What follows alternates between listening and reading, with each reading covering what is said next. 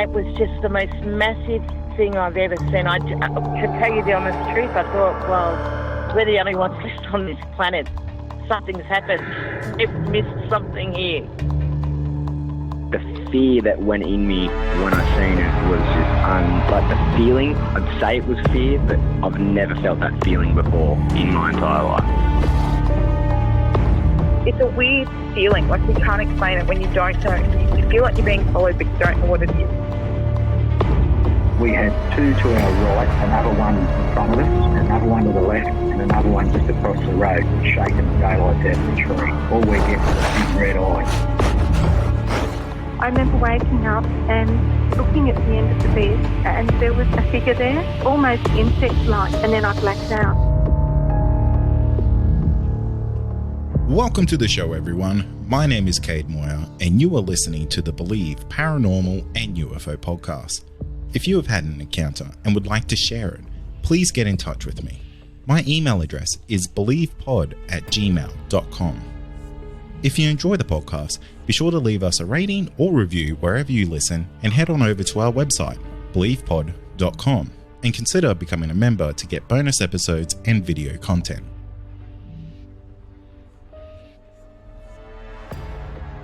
Tonight I'm joined by Wynne, and Wynne had a rather interesting paranormal encounter while she was having a sleepover. Wynne, welcome to the show.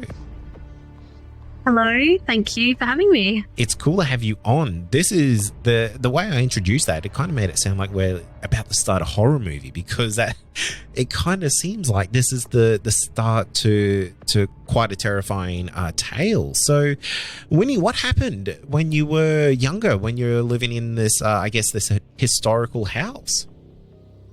Yeah, so it sounds pretty spooky, but at the time we really didn't even realize that something strange was going on. So yeah, the house itself is really, really old. It's tiny. It was the tiny little cottage with kind of uneven floors and really a strangely structured little cottage. I think at the time when we were living there, it would have been easily 100 years old, if not older. And yeah, I would have been maybe about 10, and I had two of my friends sleep over after there was a community event thing on. So we went to that, we had a sleepover, and it was just a normal kiddie sleepover. We were trying to stay up late in my bedroom. So we were listening to music and whatever. And then my parents, I think it was my mum, came over and said, okay, you guys need to be quiet. If you want to stay up, that's fine, but you need to be quiet, turn the lights off, kind of hoping that we would just fall asleep because we'd had a big day. So it kind of turned into a bit of a game where we were just sitting up, talking, doing whatever. And then when we heard someone in the house, we would quickly turn off all the lights and jump into bed and pretend that we were asleep. So it was getting pretty late. It would have been well after midnight.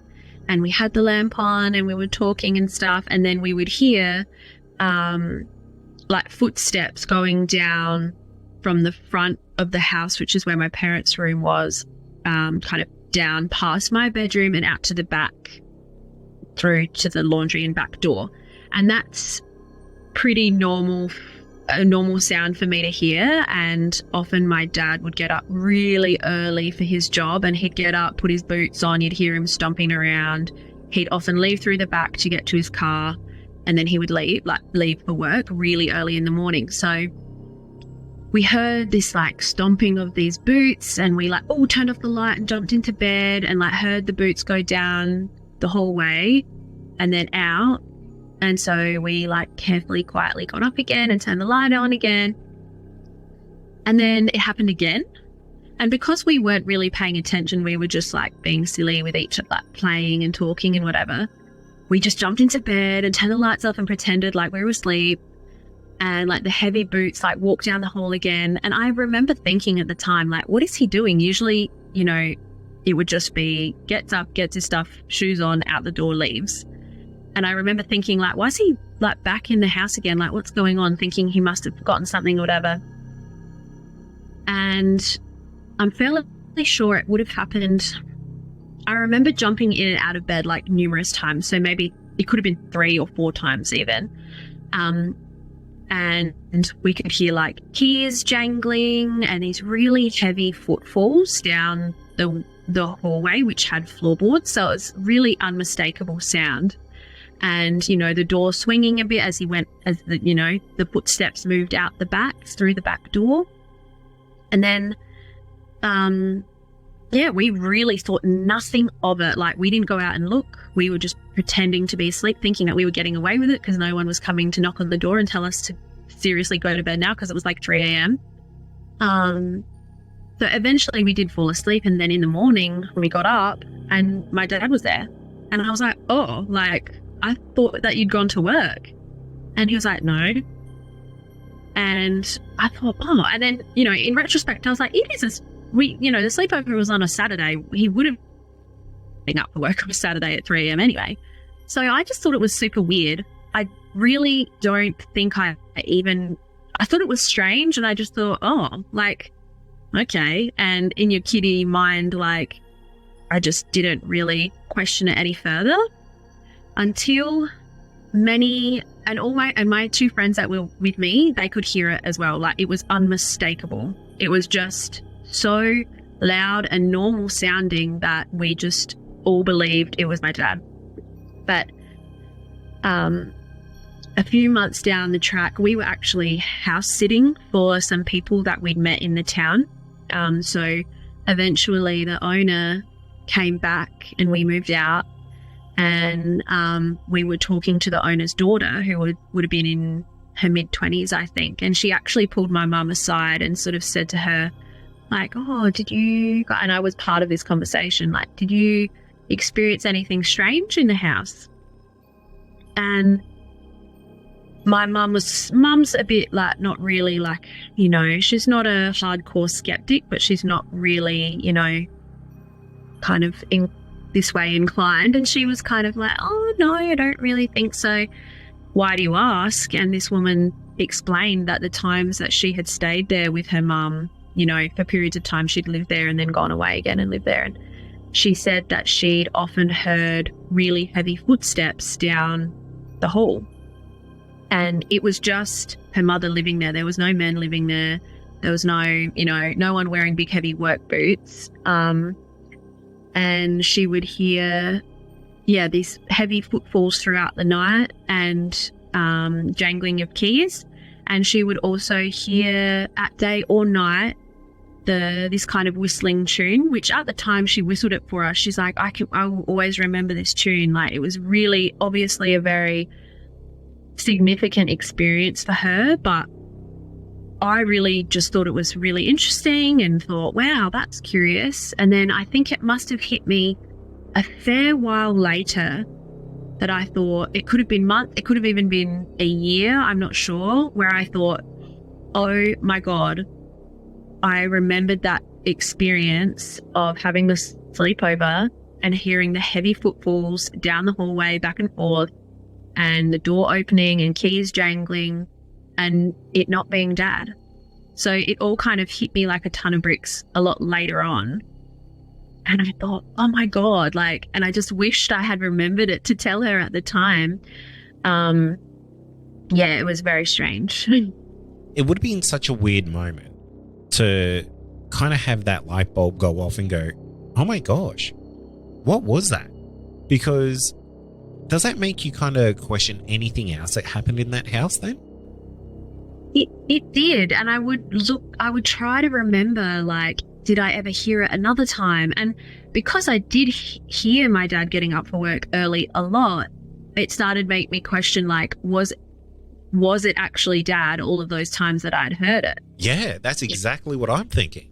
Yeah, could it have been something else and I just never even gave it a second thought? But in that house, I really loved living in that house. There was never anything that made me feel frightened and this is what the daughter of the owner said as well, like, she didn't feel frightened.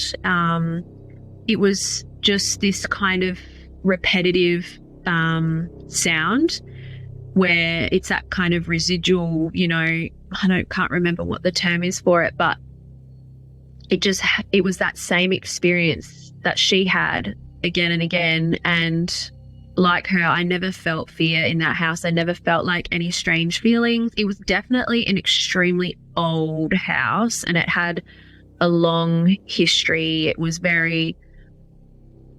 just this very old and peculiar cottage. It was actually right next to a church as well. So we would always hear, like on a Sunday, the church bells ringing and stuff. But yeah, it did make me second guess or sort of think over if I could remember anything else happening there, and I really can't. But it did make me think, like, maybe all the things that I had assumed were normal, maybe there was something else going on and I just never realized. You know, sometimes ignorance is bliss, because when it comes to hauntings, and I'm not saying this is the case for every haunting, but some of them, when you start to notice it and you start to pay attention to it, that's when things can go a little crazy.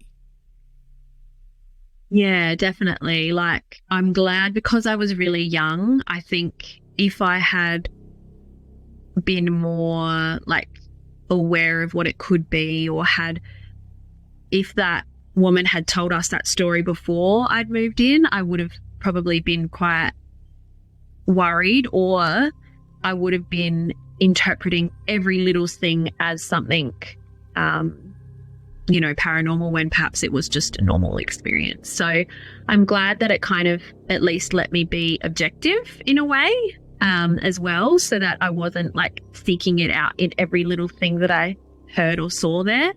But yeah, I think that as a young kid, I'm glad that it was I just had a good time and I wasn't scared.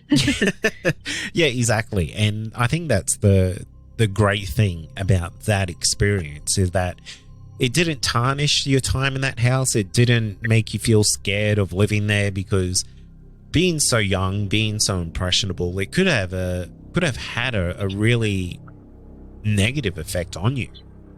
Yeah, for sure. And I have always been interested in that kind of thing. And so actually, like, when this woman told us about it, I was like, darn, I didn't experience anything. Like, I wish I did. And then afterwards I was like, hang on a second, like, wait, because I remember the night and I remember the confusion the next day, thinking, just doesn't make any like damn sense.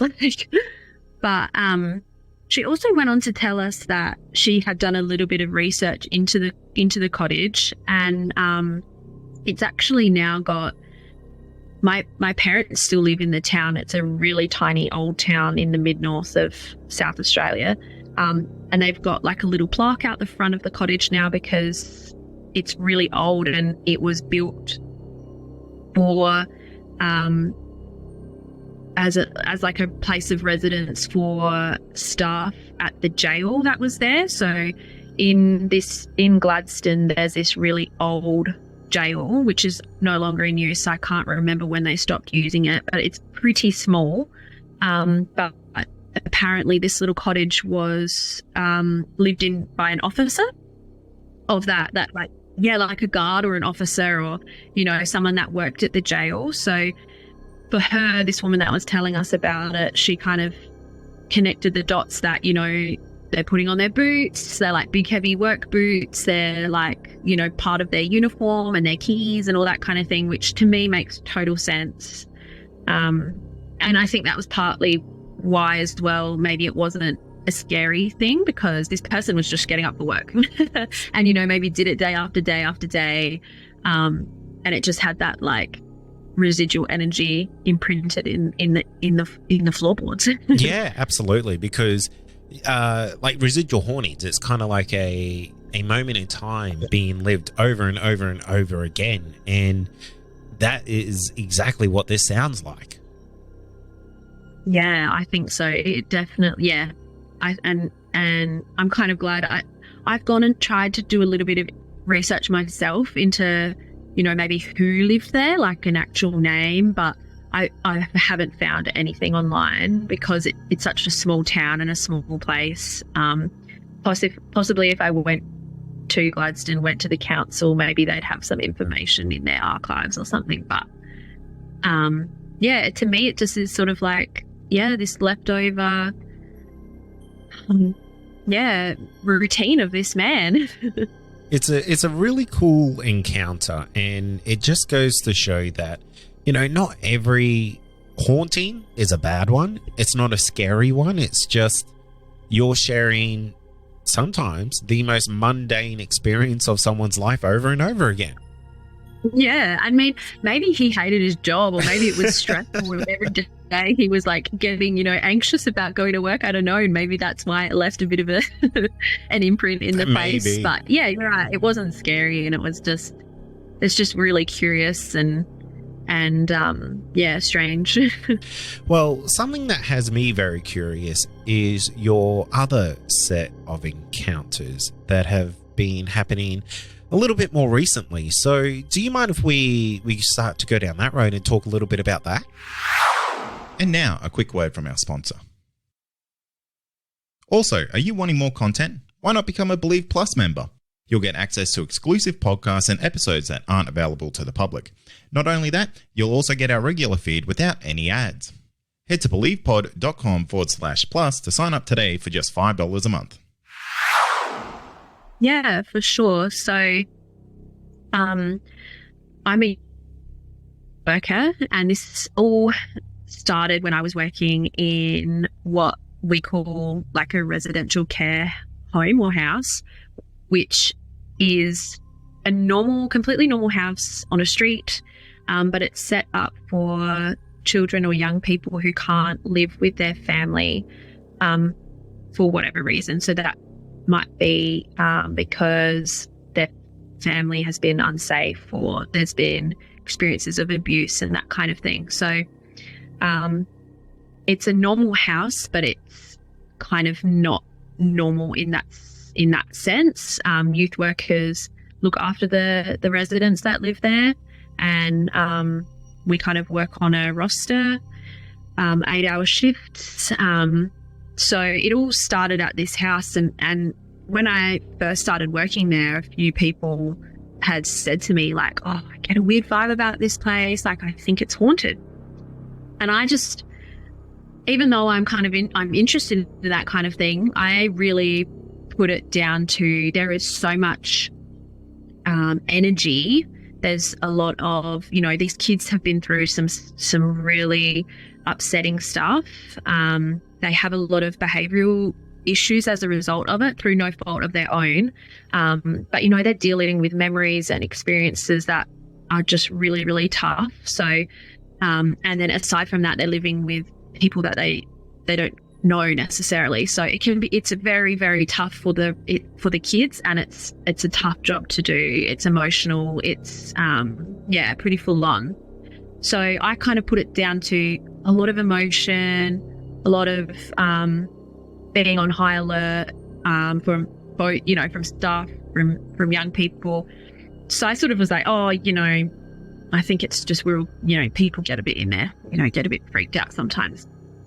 But as I was working there more and more, I started to experience, it started off like really, really small stuff. Like if I was in the house, you know, during the day on a day shift, and the person that I was working with, they went off to do something, the kids were at school, I was just there in the house, maybe cleaning, you know, I would get the sensation that there was someone behind me, and I would turn expecting my colleague to be behind me about to say, hi, I'm back, or, you know, someone to have gotten home from school or whatever, and there'd be no one around. And I'd think, oh, that's strange. And then that happened a lot. And I would hear as well, you know, when I was down, you know, the bedroom end of the house, I would hear the front door open. So I would call out and say hello, like thinking someone was coming home. You know, it was a pretty casual environment, and sometimes staff from other placements would come round, and we tried to keep it as much of a home environment as possible. So I'd call out, and then there'd be no one there, and I'd go and check the front door and be like, oh, what the hell? Like, no one's here. And that would happen a lot. And I would just have this really strong sensation that there was someone either directly behind me or coming in.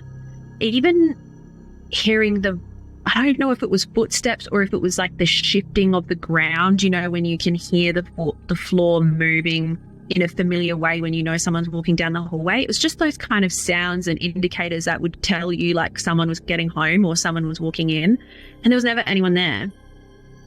So again, I was just like, oh, coincidence, like this is just, you know, could happen, you know, doesn't mean anything. But I would also do night shifts. And on these night shifts, you could go to sleep from your for the passive period is what we would call it. So you didn't have to stay awake all night. But I would often find when I was like the kids were all asleep and I was like, okay, I'm going to sleep now, I would just be laying in bed and have the most strongest sensation of like dread or fear like just wash over me. And you know, again, it was something that I thought, okay, like some days you might have had a really tough shift and think, okay, this is just a bit of emotional upheaval. My brain is kind of just sorting through the emotion of the day. But it was sometimes just so out of place and such a strong wash of feeling. And often it was fear, like this strong sense of fear that I was like, I'm not feeling fearful right now. Like, I don't know why I'm getting this really strong sense of like terror. So it all sort of started like kind of adding up.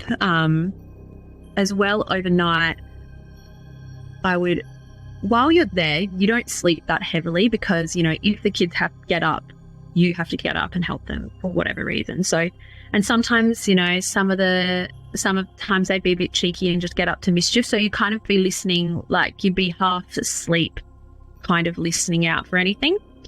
And often, again, down this same hallway that kind of connects the back end of the house to the front end of the house, you would hear a few footsteps, like maybe just 3. And I would listen, like, you know, prick my ears up and listen and think, oh, any moment now there's going to be a knock on the door saying, oh, can you come put me back to bed or whatever. And there would be nothing. And I'd go open the door and no one was up. You know, everyone was still asleep. I think, oh, this is so strange. And just this shifting in the hallway and these like light footsteps that I would think that somebody's there. So again, all of these things I kind of thought, oh, I'm getting in my head, like I can just kind of make excuses for this stuff or attribute it to something else. But I often did talk about it with people that we would hear footsteps overnight and that we would feel like someone was watching us or feel like there was someone else in the house. And I wasn't the only person to experience that.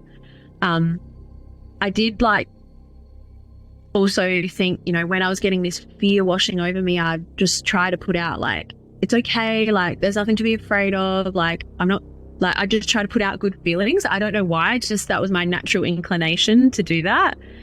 And then one day this was just like a normal day. I was sitting at the table. It's kind of hard to describe this verbally, like the way that the house was set up so that you can get a good idea of what I experienced. But I was sitting at a kitchen table. It was probably 2:00 in the afternoon. And from my view, I could see through the kitchen out through a window, that the window just looked out basically onto a fence. So there was nothing really out there.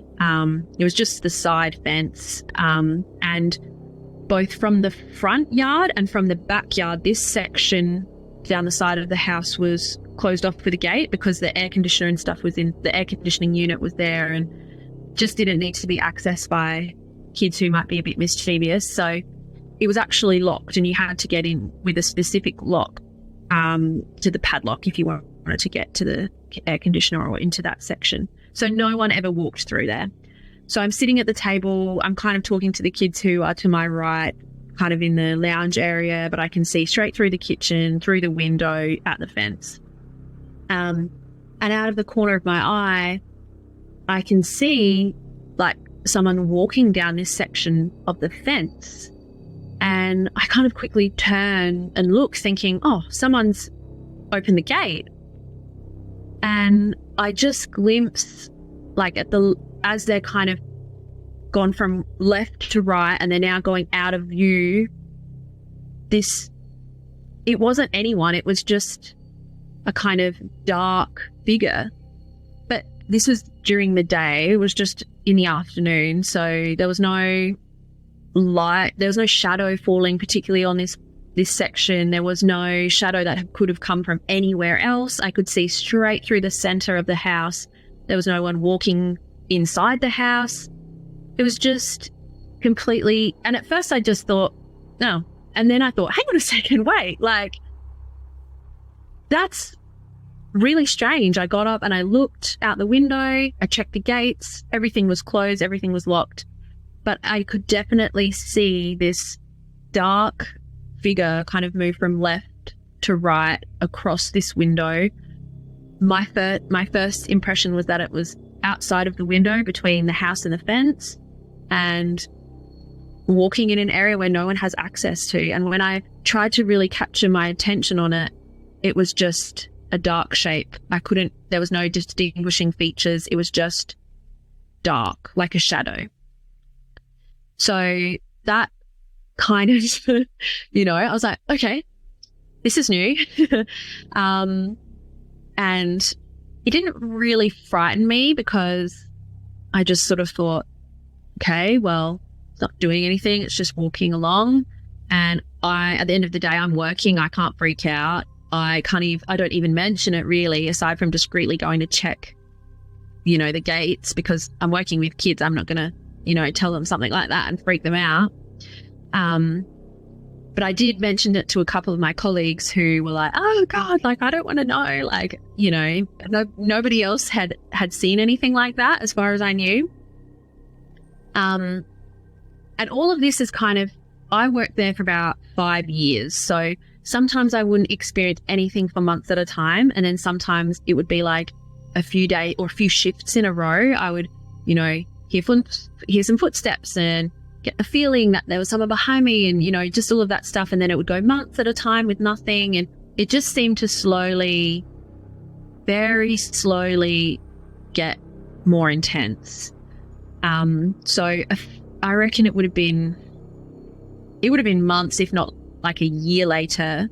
I had another experience, which was, it's again kind of complicated to explain verbally, but the front bedroom, like the master bedroom of this house, we used as like the staff room basically. So it had some desks in there and computers and stuff. And when you would get on shift, you would walk through the front door and then in the you'd walk in the front door and then turn right down a very short hallway into the master bedroom, and you'd sign in, you'd drop your stuff, blah blah blah. And I think I was I can't remember if I was finishing my shift or I don't know. Me and another colleague was sitting in that office space, and in the master bedroom there was some windows that looked out onto the front yard. So when people were walking down the front path to the front door, if you were in the office, you would see them. And I was talking to this person who was sitting facing the windows. The windows were to my left. And out of like my peripheral vision, I had this feeling, or like this, I noticed something, triggered my attention, that I felt like there was someone walking down the path to the front door. And I looked over my shoulder, no one there. I thought, oh, weird. And then it kind of happened again, and I looked again and I thought, there's no one there. I don't know what I'm seeing. And with that, when I'm thinking those thoughts, thinking, oh, there's nothing there, I hear a sound in the space when you open the front door, you can kind of move left, right, or sharp right. And in that space, just as you opened the front door, there was a sound. And I thought, what the hell? And I looked through the office door down the hall and there's no one there. And my colleague's like, what are you doing? And I'm like, oh, I just thought someone was coming in the door. I sit back down, and then my attention is on him again because he's talking to me. And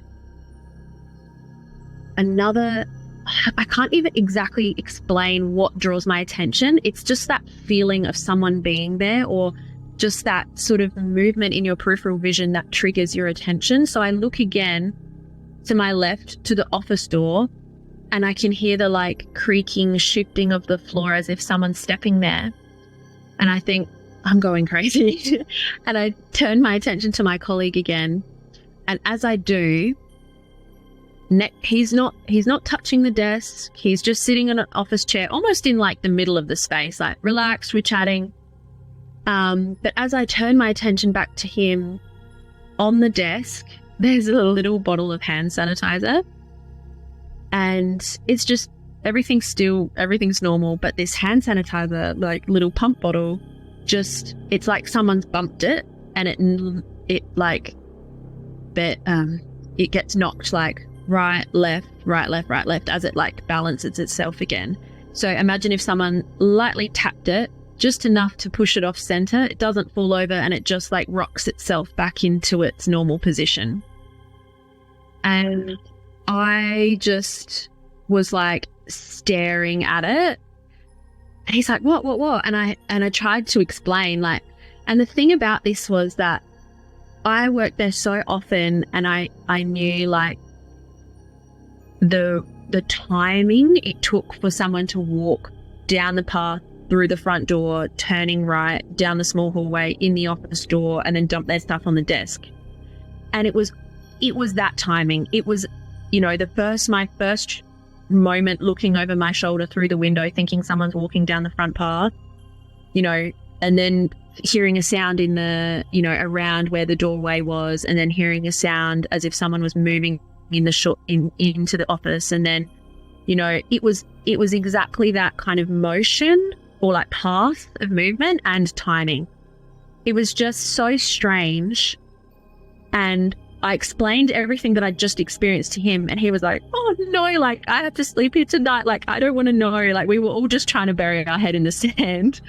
But I can't explain it. Like, he was sitting a meter, if not more, away from the desk. Like, he wasn't up at the desk. He wasn't touching the desk. Nothing else had moved. It just as if someone had just poked it gently with their hand, just enough to knock it off balance, and then it rocked slowly back, like left, right, until it was standing straight again. And it was, really weird. And that was again where we just went, okay, well, that was really weird. We don't know. Let's just go on with our shift like nothing's happened. And then the most strange, and just like, it makes me feel a bit like queasy even thinking about it now. The most strange experience, and the last really like unexplainable experience that I had at that house would have been less than a year ago. It would have been about 9:30 at night, and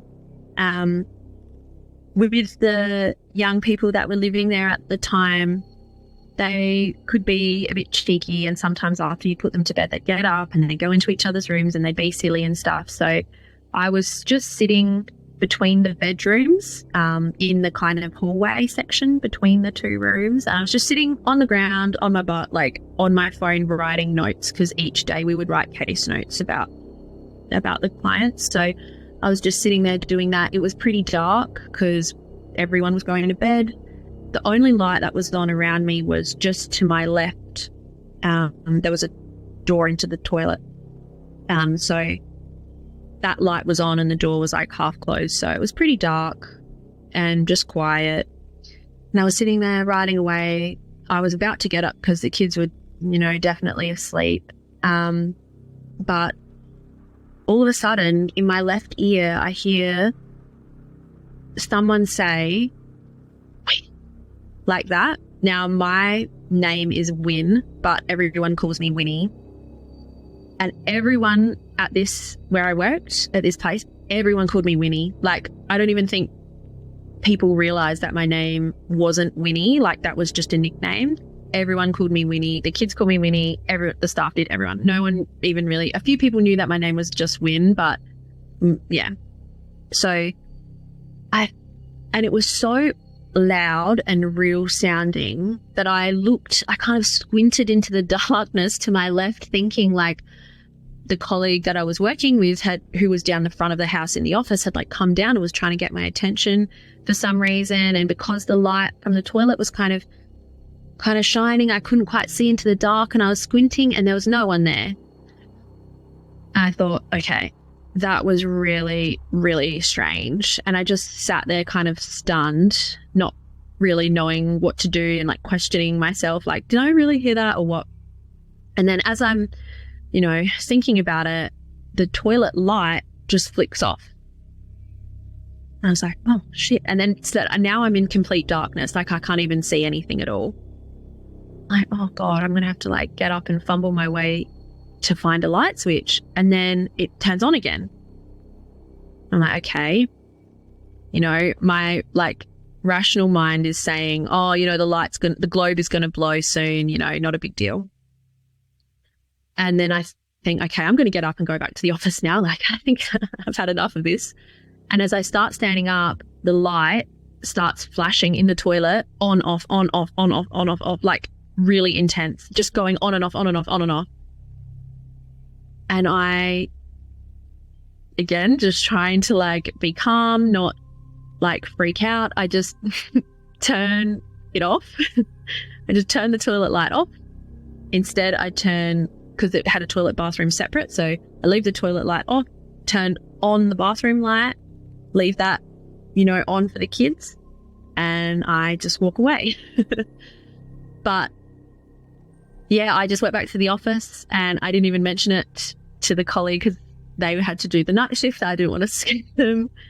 And then I left, and I got in when it was time for me to clock off, I got in my car and I was just like, what the, hell. It was so real, the voice, and then paired with the light flicking on and off like that.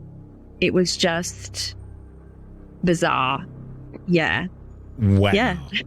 Wow. There is so much to break down here, Wynne, because I wanted to jump in a lot, but yeah, you just kept going and it just kept getting more intense. I can't believe it.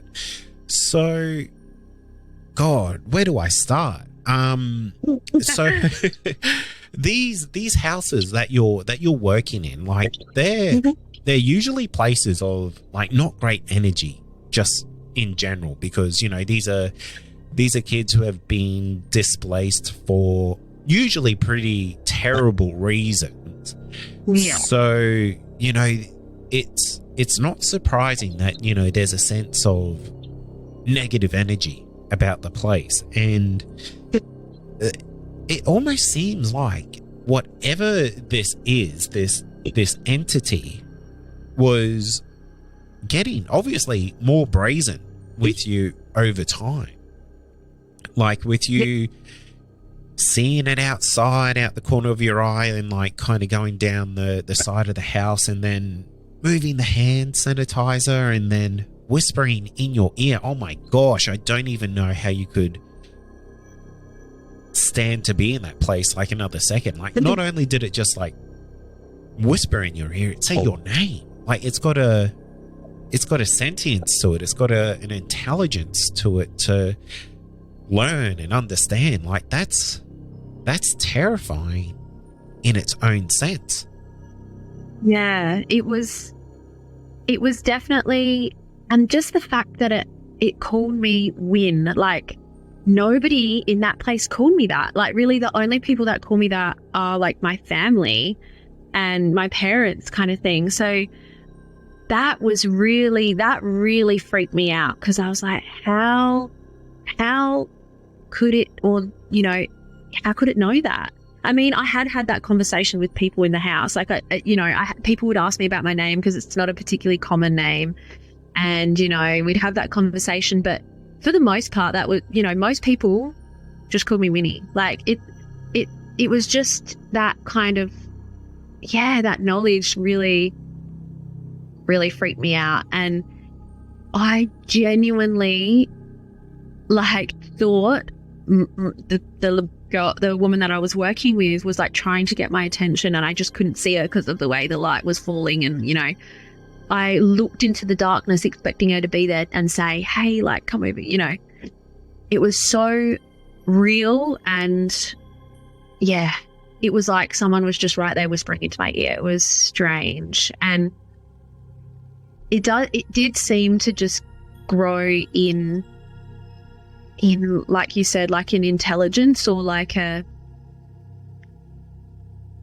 first I kind of really put it down to, like you said, there's a lot of intense energy in his house, a lot of, you know, negativity and painful memories, and, you know, just intensity and upset feelings, and, you know, all that kind of thing. And I sort of thought maybe this is manifesting, maybe this is just even me being on like high alert and hearing every little sound in the house and assuming it was something when maybe the house was shifting. And to be honest, this house was a noisy, creaky, like noisy house. I've never experienced a house that made so much noise. It would, overnight, there'd be pops and cracks and sounds that would kind of pop you up out of your sleep.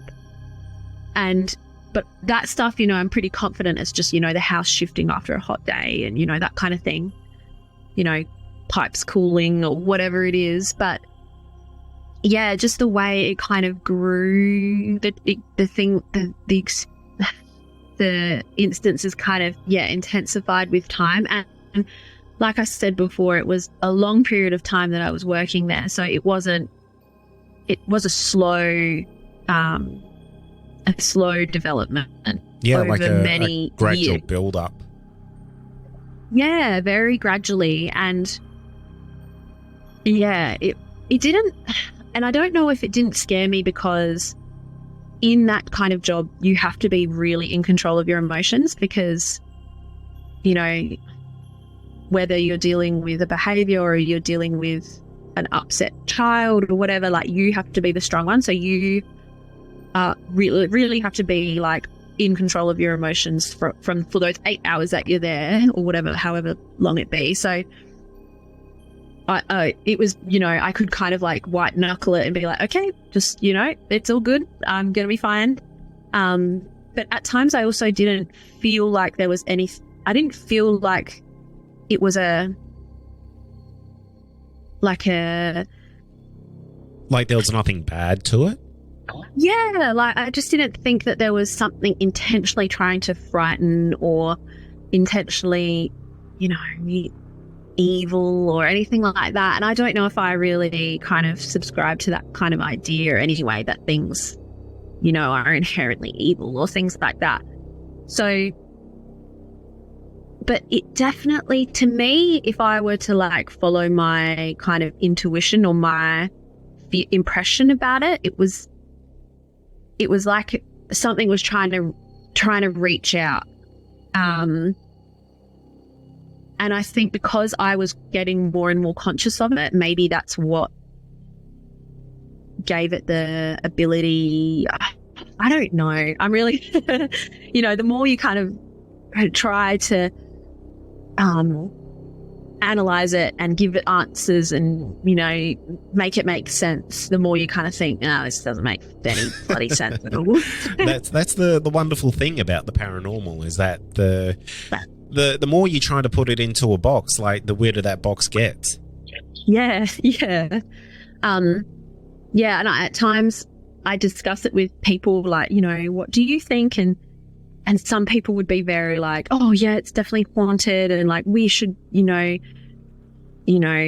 sage the house, or like maybe we could do this or that. And I just didn't think that there was anything necessarily like, you know, really bad about it. To me, it was, something that, and that's why I think when I would get those waves of emotion overnight, I almost wanted, and maybe because I'm a youth worker and like, you know, it's my inclination to like help people feel better. I sort of wanted to like put out like, it's okay, like you're safe, and just try to put out like love.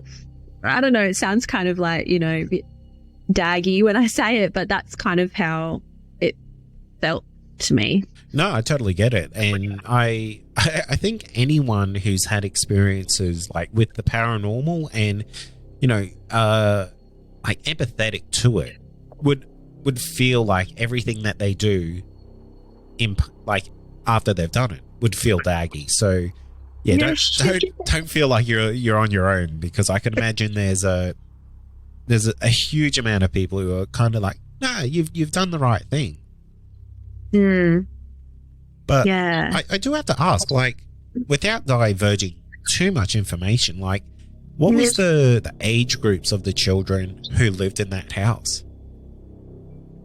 So because I was there for so long, a couple of the kids that were there, they were there from like 12 until 18. So about 12, 11, I'm not sure, but you know, that kind of teenage right through to 18 when they moved out. And we had another young person that lived there who was a bit below 10.